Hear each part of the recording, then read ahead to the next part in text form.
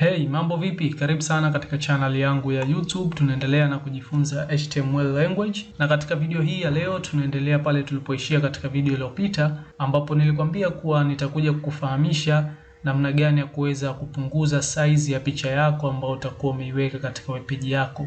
Ukiangalia picha kama hii ni picha moja kubwa sana na itakuhitaji uweze kuipunguza ili kuzifanya web page zako ama website yako kuload faster. Unapoweka picha kubwa bila ya kuweka size fulani ya kudisplay hiyo picha yako, basi inapelekea hata kuwa nzito hiyo page yako wakati inafunguka, kwa sababu picha inakuwa inachukua muda mrefu kuload kuliko HTML code.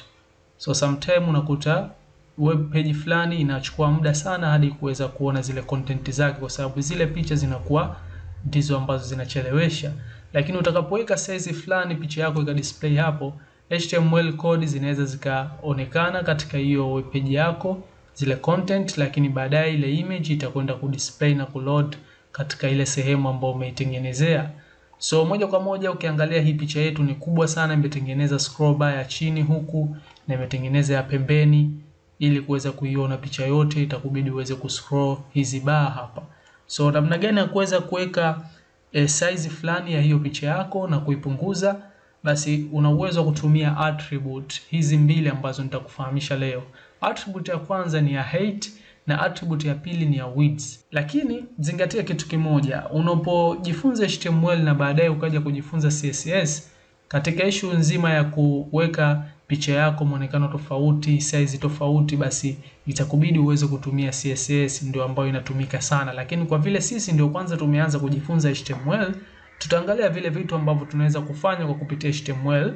Tutakapofika katika language ya CSS, basi tutakuja kujifunza kwa kupitia CSS na kuanza kutumia CSS instead ya HTML.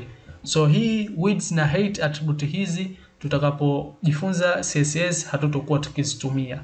Lakini kwa vile hatujajifunza, wacha nikuoneshe namna gani ya kuweza kutumia hizi attribute mbili kupunguza size ya picha yetu katika web page yetu. Moja kwa moja nitatumia faili ile ile iliyopita tuliojifunzia namna ya kuweka picha katika web page, na nitakuja kuadd hapa attribute yangu ya height, then nitakuja kuadd attribute yangu ya width. Kama unavyofahamu picha inakuwa na height na width. Hata ukiangalia hii picha yangu katika file explorer, ukiright click hii picha, ukija katika sehemu iliyoandikwa properties, unaletewa properties box kama hii. Hapa ukija katika utaletewa katika general hapo. Ukija katika details, ukishuka chini hapa katika image unakuta kuna dimensions, then kuna width na height.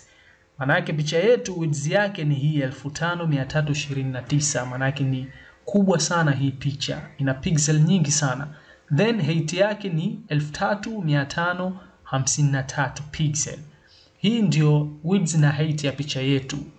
Sasa sisi tunahitaji kupunguza hii width na height ili iende ikafit katika ile web page yetu na isiharibu ile responsive ya website yetu. Kwa hiyo nitakuja mimi katika kodi zangu, katika height nitaweka hapa 100, kwa kuanzia tuweke 100 ambao hii ni pixel. So ukiangalia kule pixel ya height imefika hadi 3000, lakini sisi tunaweka pixel 100 ikachukua size hiyo katika web page yetu. Na katika width nitaweka 100. So nikisave hapa Control S, nikija katika browser yangu, kwa sasa picha yetu kubwa sana hivi kama unavyoona imetengeneza scroll bar mbili ya juu na ya chini ili kuweza kuiona image nzima. Lakini nikirefresh hapa, kwa vile nimeweka change kule, umeona picha yangu imekuwa ndogo sana, imeshuka hadi dimension ya 100 kwa 100 height na width. Nadhani umeweza kupata hii concept hapa. Nimepunguza hadi kuweka pixel 100 height na pixel 100 width. Okay? Lakini sasa una uwezo pia wa kuongeza mfano height tu, pengine height tunahitaji sisi iwe 500, width ibaki hii 100. Nikisave hapa, nikija katika browser yangu nikirefresh, utaona hii picha inaongezeka height, width inabaki hivi 100. Refresh, umeona height imeongezeka na imeondoa hata ile picha yenyewe haionekani vizuri kwa sababu tumeongeza height sana, width hatukuongeza. Lakini pia tukiongeza width tukaweka 500 nayo, ikawa same width na height, na nikija nikirefresh tena hapa, umeona tulivyopata size ya picha yetu sasa hivi inaonekana hivi. Zile scroll bar zimeondoka na picha yetu tunaiona full katika web page yetu. Haina haja ya kuweza kuscroll na kuweza kuona picha nzima. Hapa imejitosheleza kwa ile size ambayo tumeweka. So utaangalia mwenyewe size ambayo unahitaji kuitumia, hiyo picha yako ita display vizuri na utaweza kuweka. Mfano mimi wacha niweke hapa 1200, hiyo iwe height na width iwe 1500.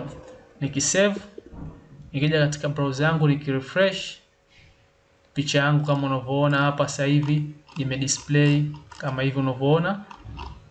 Bado ni kubwa, lakini baya chini haikuweza kutengeneza bado kwa vile haijachukua height kubwa sana, imeenda kufit katika hii screen yangu hapa.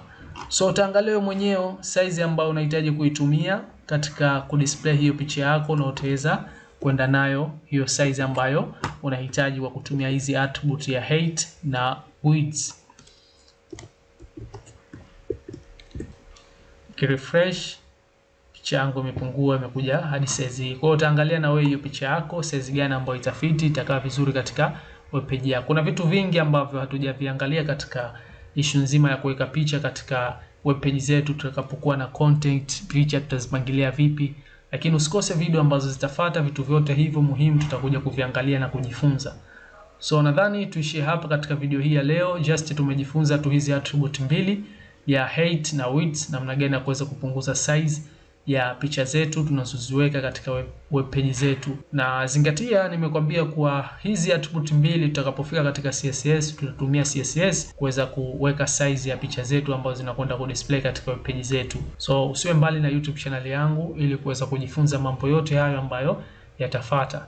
Asante sana, subscribe kama bado hujasubscribe, gonga alama ya kengele, share na wengine nao wapate kuja kujifunza pamoja na sisi, na tukutane katika video ambayo itafuata. Tutakuja kujifunza vitu vingine muhimu sana, na tutakuja kujifunza namna gani ya kuweza kuweka picha katika paragraph za web page zetu.